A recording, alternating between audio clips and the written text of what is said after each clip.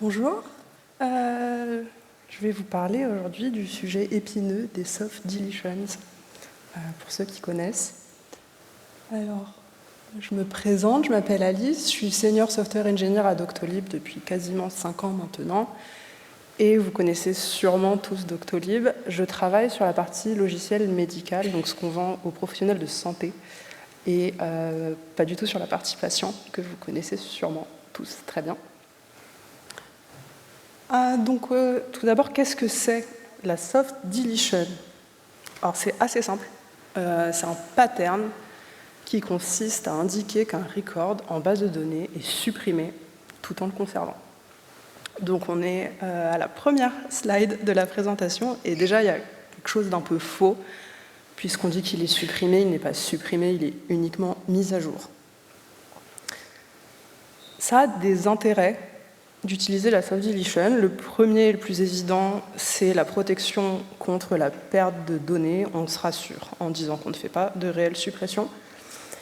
Ça permet du coup d'apporter un support aux utilisateurs en cas d'erreur de leur part, parce qu'ils ont tendance à faire pas mal d'erreurs et appeler pour nous demander de corriger. C'est aussi très facile à implémenter, du coup ça va vite. Et ça va permettre de restaurer les données très simplement, sans avoir à aller regarder dans les snapshots, etc., faire de la restauration. C'est aussi rapide en termes d'exécution, parce qu'on n'a pas besoin de cascader la suppression et de conserver l'intégrité de notre base de données. Il suffit de supprimer le record par an. En termes d'implémentation, donc il y en a plusieurs, mais la plus connue, c'est de se baser sur une nouvelle colonne qu'on ajoute à sa table qui contient au choix un timestamp ou un booléen, donc un timestamp qui contiendrait la date de la suppression qu'on appellerait deleted at, discarded at, archived at, ou un booléen carrément deleted. Voilà. Je vais vous montrer un peu les détails d'implémentation qu'on a nous à Doctolib, en tout cas sur notre monolithe. Donc c'est assez simple. En fait, on a réécrit la méthode destroy. Donc, quand on prend un objet et qu'on fait destroy, ce qu'on fait en fait, c'est pas un destroy, c'est un update, et on lui passe la valeur de la date actuelle dans la colonne deleted date. Ça nous permet d'avoir une méthode quasiment identique qui s'appelle restore, qui fait le contraire, qui repasse deleted date à nil. Magie, le record réapparaît. Ça permet aussi, quand on va lister nos records, on ne veut pas afficher ce qu'on a soft delete, donc évidemment, on change tout simplement la query, on met un where deleted at is nul, nil en Ruby, et ça suffit. En Rails, en Ruby on Rails, on a quelque chose de super chouette qui s'appelle les default scopes. On peut même changer carrément le fichier du modèle ou de l'entité, suivant comment vous appelez ça, et on lui dit « OK, maintenant toutes les requêtes sur ce modèle vont contenir where deleted at nul ». Hop, voilà. Je vous ai mis un extrait de notre vraie implémentation. Bon, elle est plus compliquée que ça, mais elle ressemble vraiment beaucoup à ça chez nous. Donc en Ruby on Rails, on peut créer des espèces de modules qui s'appellent des concerns. C'est juste du code qu'on peut inclure d'un modèle à l'autre facilement. C'est du code qui est partagé. Et donc le nôtre s'appelle Trashable et il est super simple. Il contient quelques queries simplifiées et il réécrit toutes les queries en disant par défaut cache les records qui ont été soft delete. On veut quand même se garder l'option de pouvoir accéder à ceux qui ont été soft delete. Donc on a d'autres scopes, trashed ou with trashed, qui prend ceux qui sont soft delete et ceux qui ne le sont pas. Donc ça ressemble à ça, c'est pas beaucoup de lignes. Et on a une méthode destroy. Et la méthode destroy, elle fait un update. Concrètement, elle fait un update sur la colonne deleted date et updated date. Et puis c'est à peu près tout. Elle fait quand même quelques petits trucs en plus, genre effectuer les callbacks. Et vous remarquerez qu'elle a un petit flag destroyed qu'elle passe à true pour indiquer subtilement à Rails que le record n'existe plus et qu'on ne peut plus l'updater par la suite. On a aussi notre méthode restore, encore plus simple. Elle repasse le flag destroyed à false et elle refait un update dans l'autre sens sur deleted date. Ce que vous ne voyez pas là, c'est que dans la vraie vie chez nous, tout au-dessus du concern, il y a écrit « Attention, il y a quelques bugs ». Voilà. Mais alors par contre, après, une fois qu'on a le concern, c'est hyper simple de mettre de la soft deletion sur son modèle. Ça coûte exactement ajouter une colonne dans la table et écrire « include trashable ». Ça y est, c'est fait, c'est fini. Et dès lors, la méthode destroy est remplacée par la méthode de soft deletion que je viens de vous montrer. Quand je fais un destroy, je fais en fait un update. Et avec mon default scope incroyable, de toute façon, je ne récupérerai jamais mes lignes soft deleted. Donc je ne les afficherai pas dans mon applicatif. Voilà, c'est fini. Et ensuite, on se dit, bon, bah ok, moi j'ai fait de la soft deletion, j'aimerais bien pouvoir les restaurer maintenant, mes records. Alors je vais vous montrer un exemple. Comme je vous ai dit, je suis sur le logiciel médical, donc par exemple une consultation qui contiendrait des documents. Donc j'ai ma consultation, elle est active, elle contient 3 documents, mes 3 documents sont actifs, non, mes 2 documents sont actifs, et j'en ai supprimé un. Donc là tout va bien, je l'affiche jamais, mon 3e document il a été supprimé, rien de plus normal, tout va bien. Et puis, finalement j'ai envie de supprimer la consultation. Donc je supprime la consultation, je supprime aussi du coup les documents qui y sont associés. Tout va bien. Et maintenant, le praticien, le médecin, il voudrait bien restaurer la consultation. OK. Alors on restaure quoi? La consultation, d'accord, c'est bon. On est tous d'accord, je pense ici, je la restaure. Document 1, OK, je le restaure. Document 2, je le restaure. Document 3. Vous allez me dire, bah, c'est évident qu'on le laisse supprimer. Alors oui, c'est évident, mais il faut quand même penser à l'écrire dans le code quand on fait la restauration. Et on se base sur quoi d'ailleurs pour savoir si on va le restaurer ou le supprimer? Donc on se retrouve à faire des espèces de boucles dans lesquelles on regarde la date du timestamp, on se dit ok, s'il n'est pas trop proche des autres, alors j'imagine qu'il a été supprimé avant. C'est quoi avant? C'est 1 seconde, 2 secondes, 1 heure, 2 jours? Ok. Mais bon, c'est faisable. Il faut penser à le faire, mais c'est faisable. Là où ça se complique un petit peu quand même, hein, c'est quand ce document il était lui-même attaché à une autre grappe de record, etc., qu'il y a une équipe qui possède la consulte, une autre équipe les docs. Bon, ça commence un peu à se corser au bout d'un moment. J'ai un autre problème aussi potentiel, c'est le coût sur les requêtes en lecture. Pourquoi j'ai un coût sur les requêtes en lecture? Donc je reprends ma consultation avec ces 3 documents, là tout le monde est actif, j'ai rien supprimé. Et je me dis, je vais supprimer la consultation, mais je ne vais pas cascader sur les documents parce que ça prend du temps, et puis autant supprimer juste la consultation, ça suffira bien.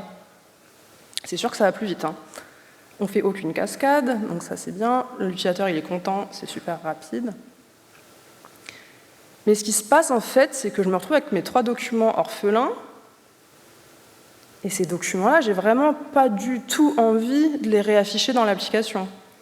Donc en fait, ce que ça, l'implication, c'est que quand je vais faire une requête sur ma table document, je suis obligé de faire une requête sur la table consultation. Et je suis obligé de faire un join. J'ai pas le choix. Donc maintenant, toutes mes requêtes sur document, je dois les faire sur 2 tables. Et puis il faut que je retienne que je suis censé le faire sur 2 tables, hein, parce que sinon, ça se passe pas très bien. Dans la même veine, on peut avoir des problèmes, et en tout cas nous on en a eu, de performance liés au soft deletion. C'est notamment un problème sur les volumes. Donc au début tout se passe bien. Enfin, en tout cas pour nous tout se passait très bien, il y a encore 5 ans. Par exemple, j'ai 2% de lignes qui sont soft deleted sur une table avec 3 millions de lignes, 60 000 lignes, tout va extrêmement bien, on ne le remarque même pas, c'est parfait. Et puis je me réveille 5 ans plus tard, on est passé à 15% de lignes soft deleted sur une table qui fait 1,5 milliard de lignes, et oui, on en a beaucoup à Doctolib. Ça nous fait 200 millions de lignes soft deleted qui sont là sans vraiment de bonnes raisons. Si vous regardez un peu un comparatif, on est sur un équivalent de poids entre une pomme et une voiture, pour vous donner une idée, entre 60 000 et 225 millions. Et ce que j'ai constaté en faisant des analyses, c'est que le pourcentage, pas la quantité, le pourcentage de lignes soft deleted, il augmente en permanence.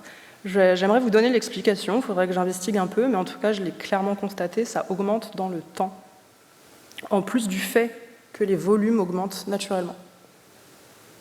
Donc c'est de pire en pire.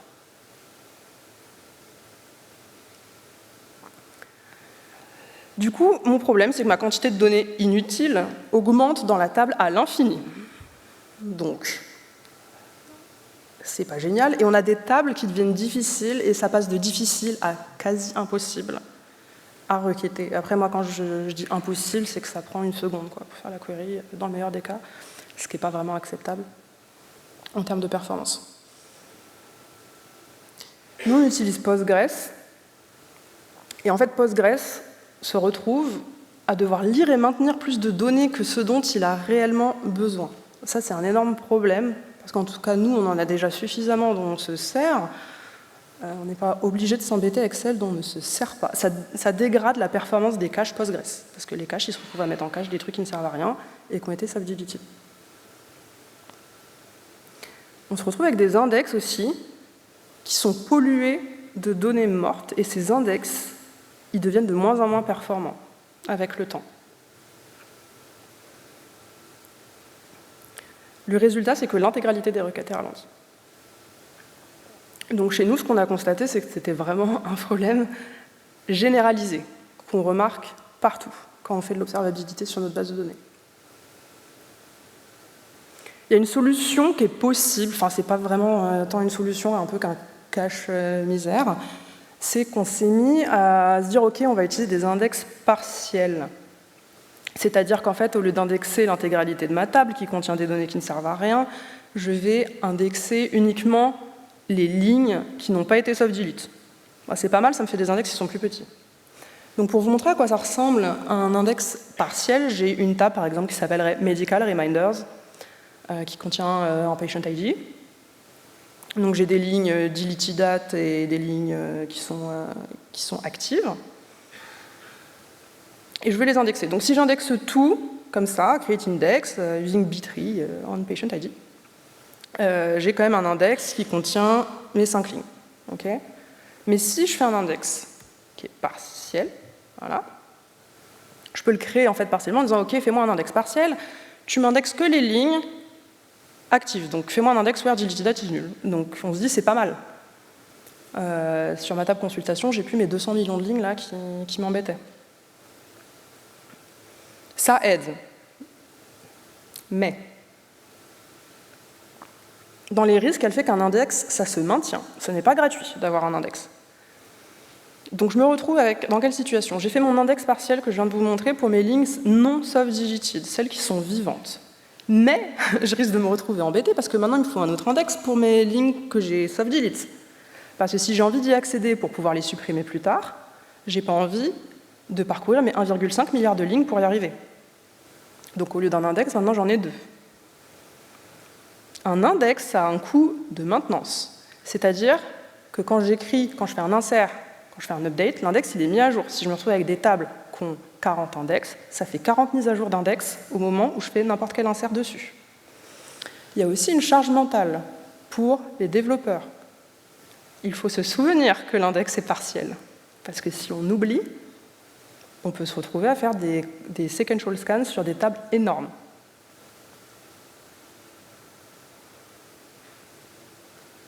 Comment s'en sortir?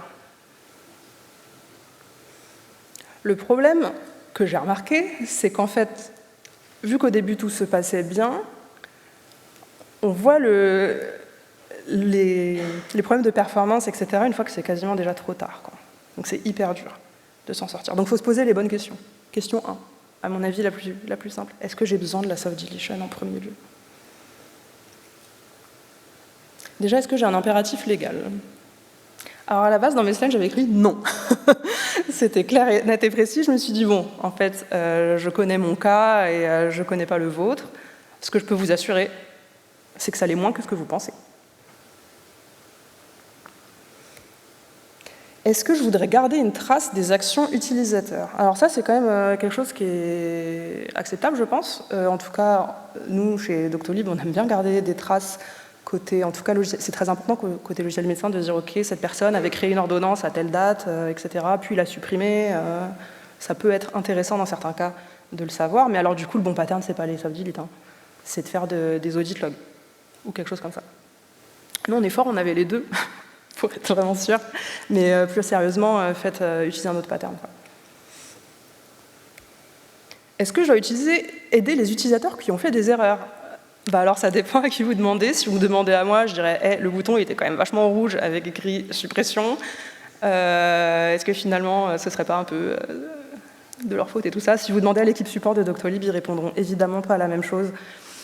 Donc c'est quand même quelque chose qui mérite d'être discuté. Mais il y a des limites au je les garde au cas où. C'est mon opinion en tout cas. D'autant plus que si vraiment on veut récupérer les choses, ça se récupère. Alors c'est un peu plus douloureux, mais ça se récupère quand même. Est-ce que ma donnée que j'ai soft delete, elle est affichée dans mon application? Alors franchement, si oui, pourquoi? Non, ça devrait pas, hein. Plus sérieusement, ça devrait pas, peut-être à la limite, pour des espèces de tooling internes, de modération, j'en sais rien, mais pour moi, ça ne devrait pas. Si vous reposez sur de la donnée soft delete, c'est qu'il ne fallait pas utiliser ce pattern-là à cet endroit-là. Il y a une exception quand même que moi j'ai identifiée assez clairement, c'est quand il y a de la modération interne qui commence à supprimer des contenus. Peut-être éviter le hard destroy. L'erreur est humaine et vous n'avez pas envie de supprimer la donnée de vos utilisateurs et de ne pas pouvoir le remettre facilement. Du coup, pour s'en sortir, l'étape 1, elle est inévitable, c'est l'analyse. Hein. Donc nous, en tout cas, moi j'avais regardé un peu sur toutes nos tables. Étape 1, regardez le pourcentage de data qui a été soft delete sur l'intégralité de vos tables. Notamment avec, nous on utilise avec pgstat, c'est hyper facile à retrouver. Quand on avait affiché dans un tableau le pourcentage et le nombre de lignes soft delete par table, ça piquait un peu. Et la question après que je me suis posée personnellement, c'est ok, ces tables-là qui sont pleines de records soft deleted, est-ce qu'on les utilise pour faire de la restauration? Super facile, on met un logger. Donc moi, la fonction restore que je vous ai montré tout à l'heure, je lui ai ajouté un logger. Et c'est tout. Et on est allé regarder dans Kibana si on l'appelait souvent, et franchement, pas tant que ça. Donc en fait, il y avait beaucoup de tables qui n'avaient jamais utilisé une fonction de restauration. Donc on se demande pourquoi on met soft delete en premier lieu. Et évidemment, la mesure de l'impact performance. Dans notre cas, on savait déjà qu'on avait des problèmes, donc on l'avait fait avant. Il y a donc plusieurs options qui s'offrent à vous. La première, arrêtez. Voilà, arrêtez les nouvelles tables sans soft deletion, s'il vous plaît. Si on n'a pas besoin, ça ne sert à rien, ne le faites pas. C'est vraiment ce que nous, on est en train de faire quand on migre des tables. Maintenant, 90% du temps, on les migre sans garder les lignes soft delete. Donc, encore une preuve que ça ne servait pas à grand-chose. Sinon, un bon compromis, conserver la soft deletion, pourquoi pas, mais alors dans ce cas-là, il faut une purge automatique des données en tâche de fond. Donc ça, c'est possible, c'est aussi quelque chose qu'on a. Pour info, avoir des tâches qui tournent chez nous de nuit et qui s'occupent de la suppression de millions de lignes en base de données, ce n'est pas quelque chose, vous vous en doutez, qui se fait facilement ni rapidement. Ça coûte très cher, il faut le monitoring, il faut un arbre, il faut connaître l'arbre de dépendance de l'intégralité de vos modèles les uns les autres pour les supprimer correctement, etc. C'est pas du tout quelque chose de simple. On a une équipe entière qui s'en est occupée pendant à peu près 1 an. Mais faites-le, c'est super. Maintenant qu'on a, on est ravis. On peut dire sur cette table, garde-moi les records soft delete pendant 3 jours. Et puis ça le fait tout seul. Et puis, si vous avez identifié des tables qui faisaient de la soft deletion, mais en fait vous n'en avez pas besoin, et ben faites changer, passez sur du hard delete, c'est pas si simple. C'est pas si simple du tout. Parce qu'il faut à la fois supprimer les nouveaux records sur lesquels on fait des suppressions et ne jamais réafficher les records d'avant qui avaient été soft delete. Mais ça se fait. Je vais maintenant vous montrer deux exemples de prod qui sont réels, j'ai travaillé dessus sur ces deux-là. Donc on avait une table qui s'appelle consultation. Consultation, elle a juste la bagatelle de 900 millions de lignes. Moi j'avais dit, ouais, un truc comme ça. Et on se disait, ok, on veut quand même un peu continuer la soft deletion, mais on aimerait bien la nettoyer parce que c'est juste pas possible. On avait 300 millions de lignes soft delete. Donc on s'est dit, OK, on va faire tourner des jobs de hard deletion la nuit. Et puis on va le paramétrer pour les garder 90 jours. On commence tranquille. Et ensuite on fera genre 30 jours, etc. Donc on a fait ça. Bon, ça se fait pas tout de suite, hein, ça a pris bien 15 jours, le temps d'avoir rattrapé le backlog de lignes à supprimer. Mais du coup, en état d'avant-après, on est pas mal, on est passé de 33% à 8%. Bon, 50 millions de lignes, ça veut dire c'est quand même pas mal. Enfin, pour nous, c'est un lundi comme un autre, mais en y réfléchissant, c'est quand même pas mal. Et puis la table est plus petite, quoi, ça fait du bien. Et puis j'ai un deuxième exemple. C'était ma table de tout à l'heure, je ne sais pas si vous vous en souvenez, elle s'appelait Medical Reminders. Et alors celle-là, en plus, c'était mon équipe qui s'en occupait, et on s'est dit, non mais il n'y a aucune raison pour avoir mis de la soft deletion sur cette table. Et cette table-là, elle contenait 75 millions de lignes, dont 10 millions soft delete. Bon, ok. Et on s'est dit, bah, est-ce qu'on la migrerait pas vers du hard delete direct? Du coup, on a mis notre nouvelle feature intermédiaire, c'est-à-dire qu'au lieu d'utiliser trashable, on utilise toHardDestroy. Ce qui fait que les futurs records, quand je fais un delete ou un destroy, ça supprime, et les anciens, je continue à les cacher. Et ils seront rattrapés par nos jobs nocturnes. Du coup, état avant-après, bon, on est plutôt content, enfin moi j'étais contente. 75 millions de lignes passées à 65 millions, et links of deleted, 0. Voilà. Donc on attend bien quelques jours, je regardais tous les jours, ok, je suis toujours à 0, tout va bien. Bah, qu'est-ce que je fais maintenant? Je me dis, ok, ma table elle est propre, quoi. Il n'y a plus de soft delete dedans.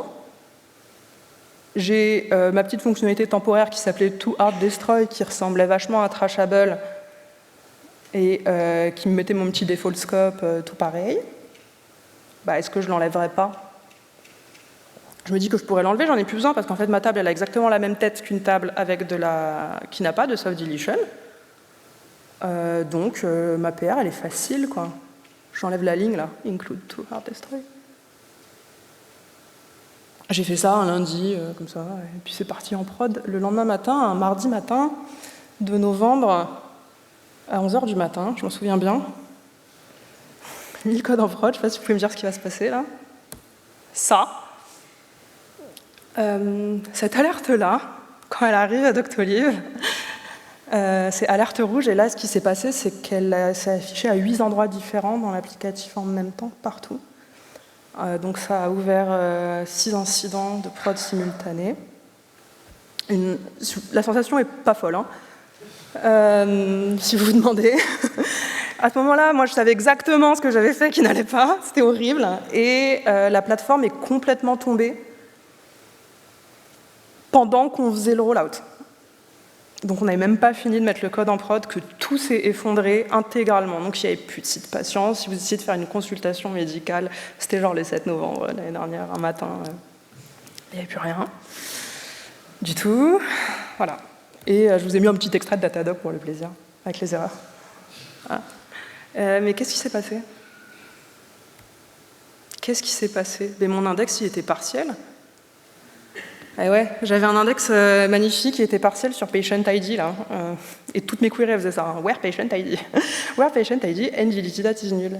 Et donc j'avais un index pour toutes ces queries. Celui que je vous ai montré tout à l'heure, mon index partiel. Et puis ensuite, je l'ai enlevé, mon toHardDestroy, là, ma petite ligne que j'ai commentée dans la PR. Du coup, mes requêtes, c'est plus les mêmes. Maintenant, elles n'ont plus le where deleted that is null. Il n'y a plus d'index. Donc on parle quand même d'une table 65 millions de lignes, je sais pas, 2000 utilisateurs qui font des requêtes en même temps, qui font un sequential scan, plus de DB. Voilà, plus de DB. En plus, on n'a pas été hyper bon, on a fait un rollback, donc ça a pris 17 minutes. Alors, j'avais déjà fait cette présentation, on m'a dit, mais pourquoi vous ne l'avez pas vu en pré-prod? Bonne question. Bah parce qu'en fait, c'est de la donnée médicale patient, donc on ne s'amuse pas à la mettre sur la pré-prod, parce que déjà, c'est confidentiel, c'est chiffré. Donc pourquoi on s'amuserait à descendre 75 millions de lignes sur notre environnement de staging si on ne peut pas les lire? En fait, on récupère des données sur staging des médecins qui sont nos clients, mais on vide les patients. Donc on anonymise tout et on n'a plus les patients. On a des agendas, des disponibilités et tout, mais on n'a aucune donnée médicale. Parce qu'est-ce qu'on en ferait? On ne peut même pas la lire et puis c'est pas à nous, quoi, tout simplement. Donc en fait, la table médicale Reminder sur Staging, elle contenait 5000 lignes. 5000 lignes, ça fait pas de quoi avoir des problèmes. On a regardé après coup, on l'a vu quand même. Mais il n'y avait pas de quoi, ça n'a pas réveillé un moniteur, rien du tout, quoi. Parce qu'il n'y a pas full de personnes qui s'amusent à être sur Staging en permanence non plus. Pas assez pour que ça pose problème.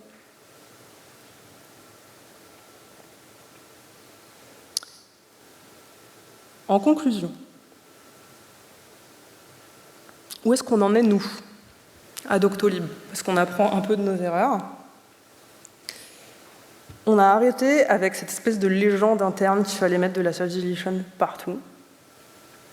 Et du coup, on pousse vraiment au fait de ne plus le faire sur les nouvelles tables. Je le vois de temps en temps et je m'empresse de dire « Pourquoi vous avez rajouté une colonne d'illicidate? Que faites-vous? Pourquoi ?»